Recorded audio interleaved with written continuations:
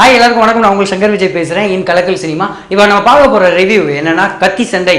விஷால், தமன்னா, வடிவேலு, சூரி இவங்கெல்லாம் வச்சு இயக்கியிருக்காரு சுராஜ்.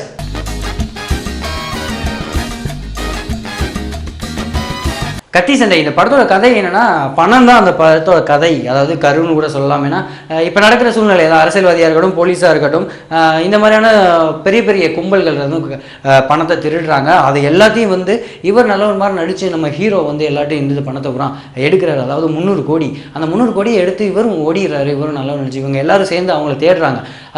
அதுக்கப்புறம் அதே நேரத்தில் வந்து அவருக்கு லவ்லாம் வருது. அதுவும் அந்த பணம் திருடுறதுக்காக யூஸ் பண்ணிக்கிறாரு. அந்த லவ் உங்கள்கிட்ட செட் ஆனிச்சா அதுக்கப்புறம் இவர் கண்டுபிடிச்சாரா இவர் ஏன் அந்த பணத்தை திருடிட்டு போகணும். அது மட்டும் இல்லாமல் சூரி, வடிவேலு இவங்க எப்படியா இந்த கதைக்குள்ள வந்தாங்க அப்படிங்கிற சொல்ற படம் தான் கத்தி சண்டை. புரட்சி தளபதி விஷால் இந்த படத்தோட ஹீரோவா ரோல் பண்ணியிருக்காரு. இந்த படத்தை மொத்தத்தையும் வந்து ஹோல்ட் பண்ணி கொண்டு போயிருக்காரு கூட சொல்லலாம். அதில் முக்கியமாக வந்து ஃபர்ஸ்ட் ஹாஃப்ல வந்து இவர் வந்து அப்பாவியாக நடிக்கிற ஒரு கேரக்டராக இருக்கட்டும், சூரியோட சேர்ந்து காமெடி பண்ணுற விஷயமா இருக்கட்டும், அதே நேரத்தில் தமன்னா கூட ரொமான்ஸ் பண்ணுற விஷயமா இருக்கட்டும், அதுவும் ஒரு தேடி தேடி போகிற விஷயங்கள்லாம் வந்து சூப்பராக இருக்கும். செகண்ட் ஹாஃப்ல வடிவேல் சார் கூட பண்ணுற காமெடிகளாக இருக்கட்டும், அதுவும் மெண்டலாகி பழைய நினைவுகள்லாம் வராமல் இருக்க மாதிரியான கேரக்டர்லாம் பண்ணியிருக்காரு, சூப்பராக பண்ணியிருப்பாரு. அதே நேரத்தில் கிளைமேக்ஸில் வந்து செம்மையாக பண்ணியிருப்பாருன்னு கூட சொல்லாங்க. அந்த நேரத்தில் தான் அவர் ஹேட்ஸ் ஆஃப் சொல்லணும். ஏன்னா அப்படி ஒரு சூப்பராக இருக்கும். அது வேறு லெவல்லே காமிச்சிருப்பாருன்னு கூட சொல்லலாம். புதுசாகவே பண்ணியிருக்காரு. அவர் வேலையை சூப்பராக பண்ணிட்டு போயிட்டாரு விஷால்.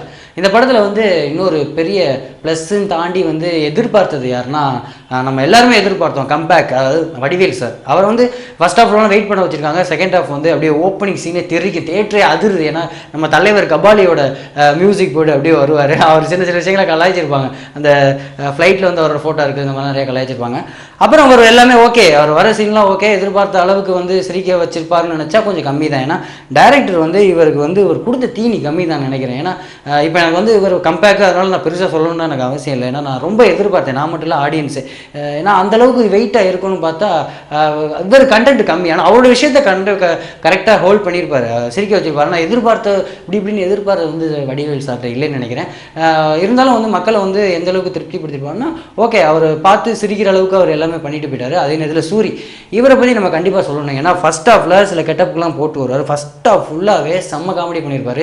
இவருக்குள்ள கான்செப்ட் வந்து வெயிட்டாகவே அமைஞ்சிருக்கும் கூட சொல்லலாம். ஏன்னா அந்த அளவுக்கு அவரோட கான்செப்டை யூஸ் பண்ணி கிளைமேக்ஸில் ஒரு சீனும் மிரட்டி எடுத்துருப்பாரு. அந்த மாதிரி பயங்கரமாக இருக்கும். இடையில வந்து இந்த பிரியாணி கடைசி வரையும் பிரியாணி திக்க முடியாமல் போச்சடா அப்படின்னு சொல்கிற சீன்ஸு, அப்புறம் லாஸ்ட் கிளைமேக்ஸில் வந்து அதே கான்செப்ட் படி பிரியாணி திக்கிற சீன்ஸ், இந்த மாதிரி உள்ள விஷயங்கள்லாம் சூப்பராக பண்ணியிருப்பாரு. உண்மையிலே சூரி சாருக்கு வந்து இது ஒரு வேற லெவல். அது கரகாட்ட கெட்டப் போட்டிருப்பாரு. இந்த தசாவதார கமல் மாதிரி கராத்தே ட்ரெஸ்லாம் போட்டுருப்பாரு. கண்டிப்பாக கேரண்டி கொடுத்தே ஆகலாம். அந்தளவுக்கு படத்தை சூப்பராக பண்ணியிருக்காங்க.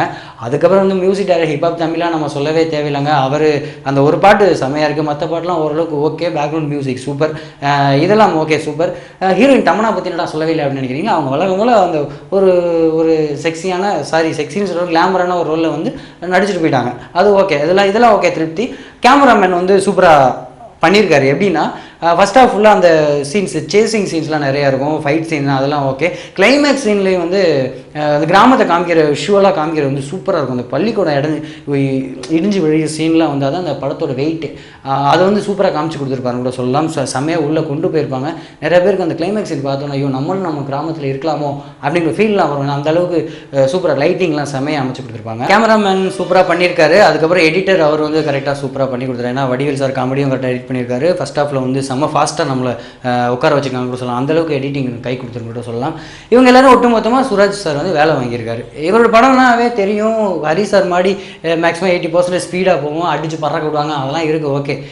கிளைம் ஒர்க்கு பெரிய ஹேட்ஸ் ஆஃப். என்னன்னா காமெடியாக இவங்க 2 பேரும் வச்சு கொண்டு போயிட்டு அது இதுன்னு சொல்லி அப்படி இப்படின்னு நம்மளை குழப்பமாக அதுக்கு ஆன்சரையும் கொடுத்து சில இடத்துல டிப்ஸ்லாம் வச்சு கிளைமேக்ஸில் காமிப்பாங்க சீன்ஸ். அதுதான் வந்து இந்த விவசாய சம்மந்தப்பட்ட, கிராமத்து சம்மந்தப்பட்ட பல படங்களை காமிச்சாலும் இதில் வந்து மறுபடியும் ஒரு ஆதங்கத்தை தெரிவிச்சிருக்க விதம் ஒரு ஹேட்ஸ் ஆஃப்.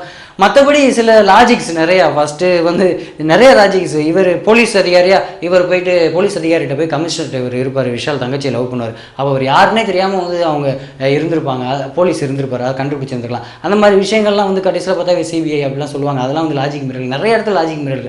ஆனால் அதெல்லாம் எல்லாத்தையும் உடச்சி இருந்தது யாருன்னா சூரியும் வடிவேல் சார் தான். ஏன்னா இவங்க 2 பேர் இந்த படத்தில் இல்லைன்னா அந்த படமே இல்லை. அதே மாதிரி கிளைமேக்ஸ் சீன் இல்லைனாலும் இந்த படமே இல்லை. மொத்தத்தில் ஒரு ஃபேமிலி என்டர்டெயின்மெண்ட்டாக சூப்பராக கொடுத்துருக்காங்க கத்தி சண்டை. ஃபேமிலியோடு போய் கண்டிப்பாக பார்த்துட்டு வரக்கூடிய ஒரு படம், எல்லாருமே பார்க்கக்கூடிய ஒரு படமாக கொடுத்துருக்காங்க கத்தி சண்டை.